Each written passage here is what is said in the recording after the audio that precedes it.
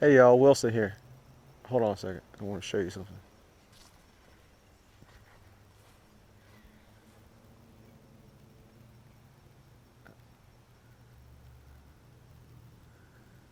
We got a guest.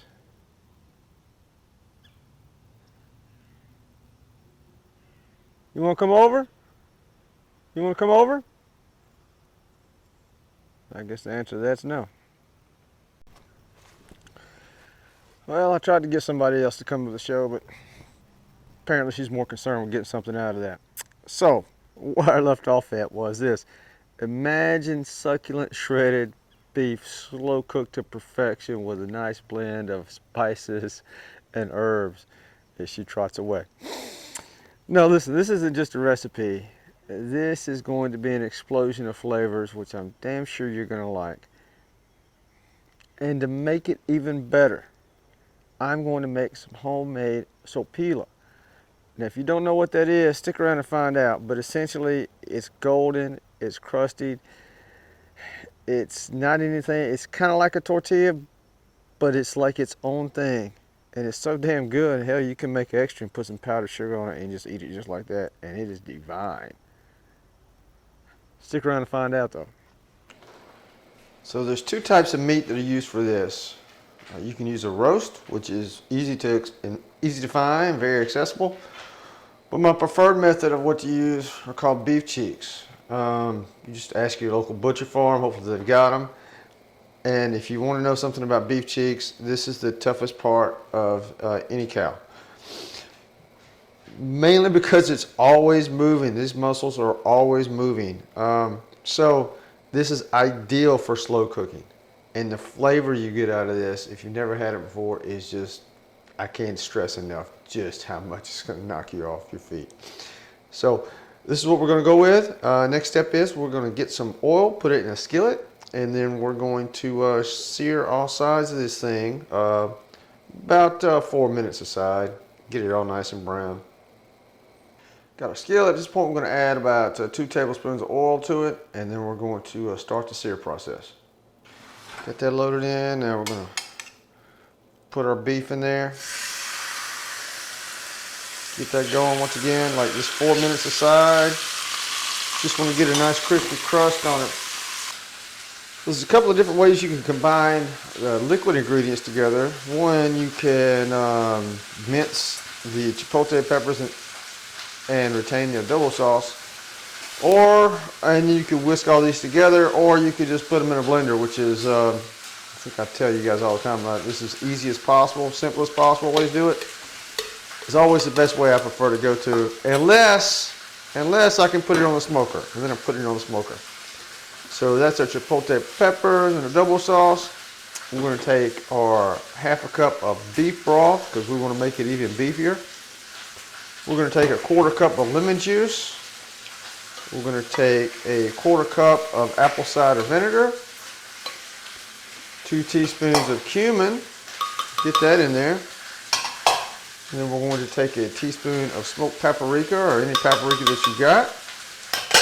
And we're going to take a teaspoon of oregano, half a teaspoon of pepper, and we're going to finish it off with a half a teaspoon of salt. Then we're going to get this all blended up. See, it's kind of like crust. That's about how we want to have it seared and kind of brown just a little bit. We're not trying to cook it all the way through. That's for the slow cooker we're going to go with. Right, so we got it nice and brown. Now we're going to put it into our slow cooker just like this.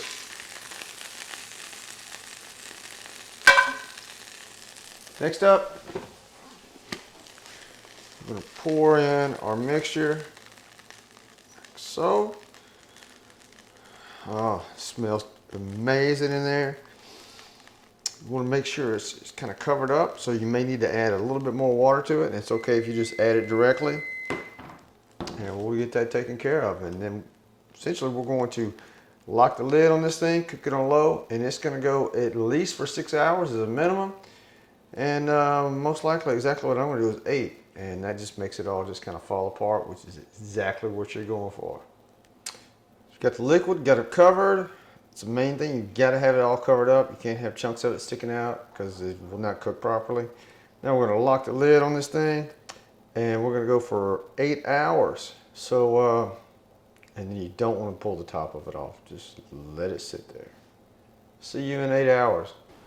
Hey, we hit the 8-hour mark, so now it's time to pull these things out of the crock pot. I'm gonna put them in a skillet. I'm gonna show you exactly what they look like. But first, maybe I'll undo this thing and give you a little glance.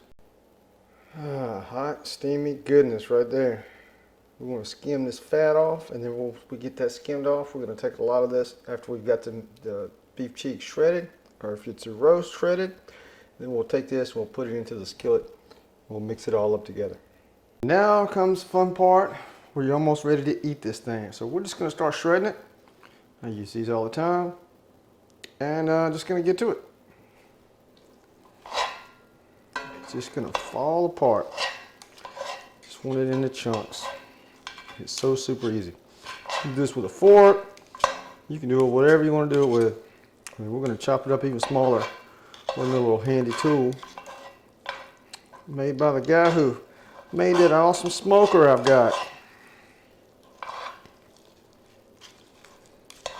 And it just basically just falls apart. Like I said, a fork would be just fine, but you know, I've got all this stuff, so I might as well use it.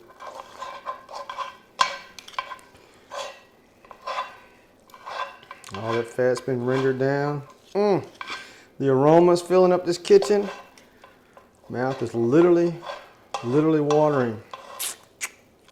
Keep that in. All right, I'm gonna finish this up and we're gonna put some sauce on it. The key part about the sauce is you wanna skim the fat off the top of it. And you wanna only put in a whole bunch. You don't want this thing swimming in it because whatever you put it on will be swimming in it as well. So whatever proportion of meat you have, you just want to kind of get it wet in there because all the seasons are in that sauce. They're also in this meat. I tasted it during a little break there. Tastes damn amazing. So about like that is the consistency.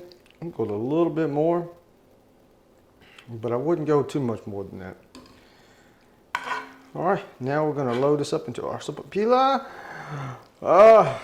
Nice crusty golden brown deliciousness, which you can make at home because it's really easy to do. It's really easy to do. Now for the fun part. You're ready to eat this thing. So we've got our sopapilla, which is, I mean, it's divine. It's amazing. It's so easy to make. It's like a fancy tortilla that rivals any tortilla that you get out of a package. First thing first, we take our creamy restaurant style ranchero beans. Optional, don't have to put it in there. Recipe for this will hopefully be down below. We'll see if it has room. Just spread it out kind of like this. Nice bed of that. And then we've got our barbacoa. I'm gonna get that. I'm gonna spread it out as well. Right on top of theirs, beans, just like so. Now at this point, we're going to throw on some onions. Got some red onions chopped up. Going to sprinkle those across there because you can't go wrong with that. Going to take one effort to move this around a little bit more, get it on the edges. You can see what we're working with.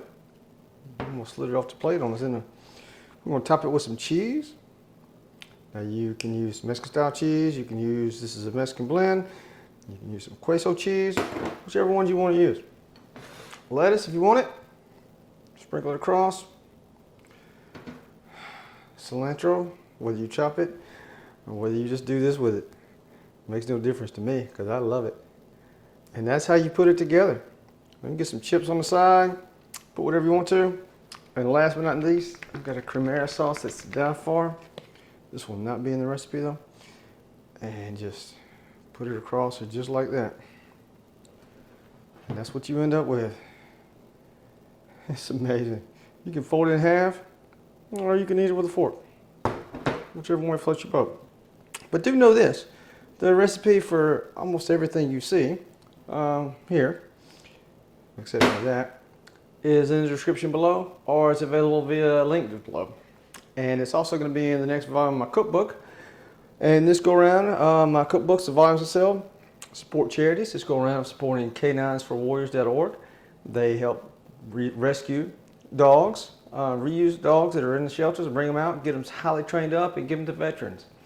Help with their PTSD, any sexual trauma, and just in general to help veterans out. And I think that's something we can all get behind in this world. You can donate directly at the link below, K9sforwarriors.org. You can know that all the proceeds I receive from my cookbook for this volume that supports the charity will go directly to them. And let me know what you think about it. This recipe by hitting me up at Cookin with Wilson, that's without the G, because I'm very country like that, at Facebook, YouTube, Instagram, and at Gmail. Shoot me an email. I will reply eventually. And lastly, remember this. Remember, things are all going to be tough. Things are always tough. Life is tough. So you got two options. You can either throw in the towel, or you can wipe the sweat off your brow and get your ass through it. And I hope you do the latter. Hey, until next time, you take care. Bye.